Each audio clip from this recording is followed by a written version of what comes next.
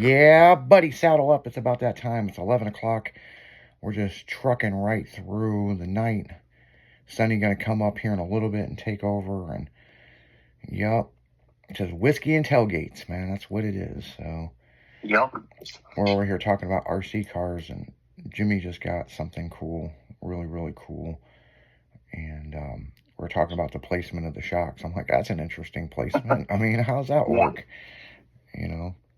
It's got plenty of adjustment when you start jumping. I can set it up the way I want it, Yeah. Yeah, RC cars are fucking cool. Oh, they're black. Really cool. You know, you can do almost anything with an RC car nowadays. I mean, you can rock crawl, you can drift them, you can hop them, and you can go mud racing with them. And Yep. yeah, them guys get fucking serious with the mud racing ones, man. I mean, oh yeah, like they got Rice and Cane tires. I'm just like, you know, it's amazing what you can do with a 3D printer. Let me tell you that. Exactly. You know, it's like, holy crap, man. I mean, you know, but I mean, it's cool. It's definitely very, very, very cool. So, yeah. So, what else is going on in the news right now besides the government shutdown? That's about it right now. Kai Kelly's sold, he sold several of his cars off so far. Yeah. Jumping money in that, circle track. Yep. And, yeah, there's nothing wrong with that. I mean, there's nothing wrong with that. He's going to have one good race car left still. He ain't going to get out of drag racing. Yeah, he's not selling the OG Shocker on small tires. And he's building that with a car. Yeah, and rumor has it, if they come back with the show, they're going to do small tire. Yeah. You know, so, you know, there's a lot more small tire stuff out there than big tires, so. All these guys are going, God damn it, what do I want to say? Like blue. Pro mod racing now. Yeah, I'm going pro mod or small tire. Yep. Big tire is kind of out right now. So. Unless your daddy David, Kai Kelly, and Bobby Ducati, they're all going dirt. Yeah, all going dirt. But Dave still got his car. Bobby still got one of his cars. Mm-hmm. You know. Yeah, this is what we call consolidation. Yep. Get in where you fit in. Yeah, pretty much. I'll pop this NOS energy drink. There we go. Get me through the show. Yep. Yeah, grab a NOS, man. Don't be scared, man. Fucking get you through the day. Yeah, I mean, and it's kind of get in where you fit in right now. I mean, that's just kind of what it is, you know. And I look at it like this. I told Justin Shear, Big Chief, and Sean years ago, in the early days, this is no different than the monster truck industry. Well, how do you figure? I'm like, well, right now. It'll be hot for a while. Yeah. Then it'll go. Yeah. Right now we're, you know, in the mid 80s. And then when MPK come out, I go, we're in 1988. And eventually the monster truck industry, you know, imploded in 96, 97, you know.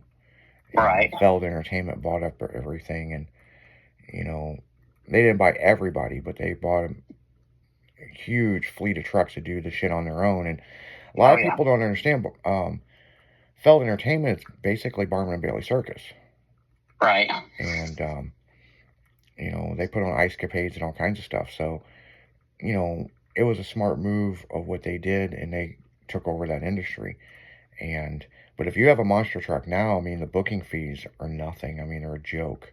Yeah. We'll give you $2,000 to show up. Well, hell, that just don't even cover fuel. No. You know, and so, yeah, the monster truck industry's messed up. But what did come back was the mud industry. You know, the mud racing trucks like King Sling and, you know, Daddy's Money and stuff like that. You know what I'm saying? Yep. I mean, and basically those are glorified monster trucks on Rice and Cane tires. I mean, you know, so I mean the chassis builders, yeah, they're a little bit different, but the chassis builders are still making money. I mean, the industry's still pumping, and you know, but I saw an interesting video, and man, I wish I would have shared it over to you. it was basically, you know, like you got your pontoon, lifted pontoon. Right. But this was a monster truck on like a flat chassis with a. Oh, you talking about the party barges? Yeah, but this one had an RV camper on it, and they were driving it down the highway.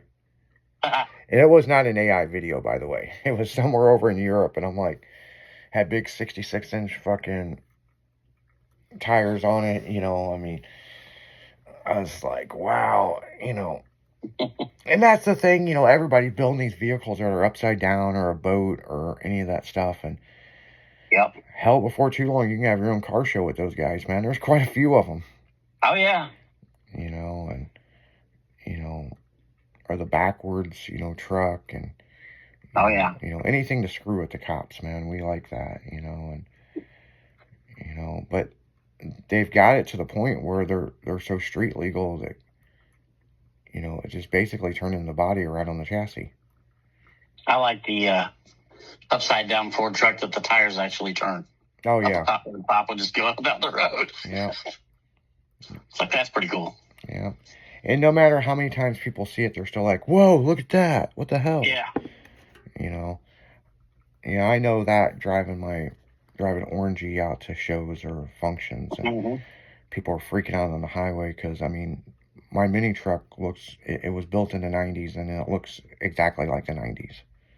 You know, and it's just like, you know, Steve's truck that's in the club, you know, the license plate, it's rad, you know. Well, the thing is, he wanted a 80s, 90s mini truck, and he built two of them. He's got a daily driver, and he's got one he takes to shows. Is that the red one? The red one, yeah. Yep. Yeah, that thing's straight out of the late 80s. I like it. Yeah, I mean, and that's what he wanted. Yep. You know, and, you know, who are we to judge, you know, what people build? I think that truck's cool as fuck. I think there's... Oh, yeah. I think everything in Mini Persuasions is pretty cool. I mean, everybody's got their own unique thing, you know, and that's what makes Mini Persuasions, you know. But what's interesting about it is, if you look at the mini trucks, they're just an old school hot rod like everything else now. Yep. You know, and some people are like, whoa, what do you mean about that? Well, I mean, you got your different degrees, you know what I'm saying? If you got ground effects and, you know, different stuff. And they're doing that with the import cars. And, you know, it's pretty interesting. And you look at the classifications of what is cool, you know what I'm saying? I mean, right. There's people building C10 trucks with gun racks in them, you know, to look like their grandfather's truck, you know. So we're at an interesting time in the car show industry right now that people want to build stuff that they seen when they were kids, you know what I'm saying, or wish they could have had that in high school. That's a lot of big ones right now. I wish I had this in high school. And, you know, we're not getting any younger people. I mean, we are the big generation of that shit, you know what I'm saying? So, so yeah, I mean, pretty much. Yep. You know, it's just like you with RC cars, you know, I mean. Yeah. I had 27 of them back in the day. Yeah. One time. And I was racing monster trucks, racing stadium trucks, and 8-scale buggies, and so I got out of it for a while, and now I'm back in it again. Drug me back in again. I always say the RC cars is, you know, the drug dealer thing, because the hobby shop's the drug dealer. Like, you'll buy something and, you know. You know what the hobby shop is? It's the tool truck to a mechanic. Yeah, no shit, right? So, yeah, I look at like Snap-on truck. It's like, God. As soon as you get the money. As soon as you get the RC car home, man, you play with it. People are texting me 11 o'clock at night. As soon as you get it home, you play with it, you break it, and you got to go back. Then you got to buy the aftermarket shit. You don't buy the stock shit again. No. You got to upgrade it then, you know, because it's not the same money, so. Yeah. You got to buy the better parts for it that time. Well, I remember when HPI come out with their monster truck, which I still think that's probably one of... The way I look at what they did with the Wheelie King is they looked at the Clodbuster and the new Era chassis, and they go, how can we build one that's affordable? And see, my last monster truck that I raced was a Wheelie King. Yeah, and there's a lot of billet parts for that thing. And pretty much everything. Yep, I mean, the spindles break all the time. I mean, hell, you can get a whole billet chassis. Yep. You know, and I had a couple of them. I went over to the billet chassis, and I had the issues that I had. The billet chassis was awesome. Right. But it was so hard on any plastic parts. Yeah, you pretty much had to upgrade everything after that. Everything. But if you can always find a weakest link somewhere. Yeah, but if you have the plastic chassis and you do the billet spindles and, you know, the billet drive shafts and there's a, you know, you don't have to do a full billet axle, you know. But you're all metal links and everything, you know. You get a bunch of that stuff done. That is one of the best RC monster trucks I've ever played with. Yeah, they're good to jump, everything. Oh, yeah. I mean, you could do all kinds of shit with it. And, but the thing is, they quit making it. And it's like, why? Yeah. You know, why? You know, it's like, you had a good platform. But see, I think the problem was, one of the things why they quit making it is because everybody made everything out of billet. You could basically build the whole truck out of billet. The Wheelie King is antiquated now, just like the Quadbuster is. Yeah. They got these LMTs and the SMTs that are like real monster trucks almost. Yeah. They kind of put them on the back burner, you know. Yeah. If everybody wants to seriously race, they're buying these instead because they're factory set up. Yeah. How they've got what I want to say, sway bars on them for the factory, everything, you know. All the shit you'd have to put on a Wheelie King to make it perform is already on these. Yeah. There's a guy, he sells his parts on eBay and stuff. There's a guy that's building, and you may have seen it, the Samson RC monster truck. Mm-hmm. And it is pretty damn accurate to an original monster truck, you know. It's got like a full-size Chevy, you know, frame and all this, and the way that they've been able to hide a lot of the stuff, it's pretty amazing, you know. If I was going to buy an old school monster truck to just keep stock and run around with, it would be the USA 1 truck. Which one? The USA 1 truck. I was going to say the USA 1. Yeah, that was a pretty good one. Is that a Kyosho truck? Who made that truck? I'm trying to make it. I think it was. That's who it was. Yeah. Or it was Tamiya. But that was a cool monster truck back in the day. Yeah. Yeah, that one, whether you got the gas version or you got the electric version, they were both cool. Mm-hmm. Yeah. And they were pretty scaled pretty good. You know what I'm saying? Yeah, they were. And they did come back with them just, I don't know, right after COVID, and they made a big run of them. Mm-hmm. Yeah, they did. And then they took them off the market. And the big thing is, just so you guys know, the reason why they pull the stuff off the market is because the tool and die, you know, when they inject these parts, they just get destroyed after time. Yeah. And, you know, it's like body kits, okay? I'll give you an example, like on these import cars and stuff. Well, when you make a mold for like a body kit, no matter what it is, right? Mm-hmm. You can only run so many through there, unless you're Japan.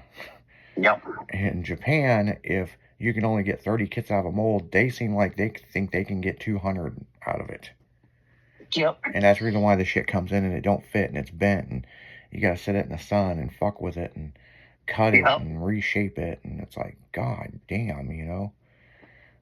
So yeah, I dealt with one of those, and I'm still dealing with it with the MR2 I'm building, and it's just like, my god, like, you know, hell, if the MR2 wasn't so hard to find parts for, I just would have fucking bought all the body panels and stretched them and done them myself. But now the new thing is 3D printing. Right. They're 3D printing these wide body kits and stuff, and yep. You know, and that's something that I kind of wish I would have did with this car, and eventually there is going to be something that we do that we end up 3D printing the body kit. There was a guy who just did a Fast and Furious car, a replica, and 3D printed, because you can't find that body kit no more. There's a couple people that's got some molds and they're privately making them, but they 3D printed that whole damn thing, and they made it cooler than the movie. Oh yeah. You know, so yeah, I mean, it is what it is. But Yep. But yeah, on that note, guys, we're gonna pass this over to Sonny. We're gonna keep it going for a little bit, but we're gonna get out of here. Make sure to tune in tomorrow for Dragon in the afternoon, and then tomorrow's. I heard those folks are assholes. Yeah, those guys are assholes on the afternoon show. And then yeah, and then Pure Adrenaline's tomorrow night. So yeah, you guys keep it styling, because you know we will. See ya. See ya.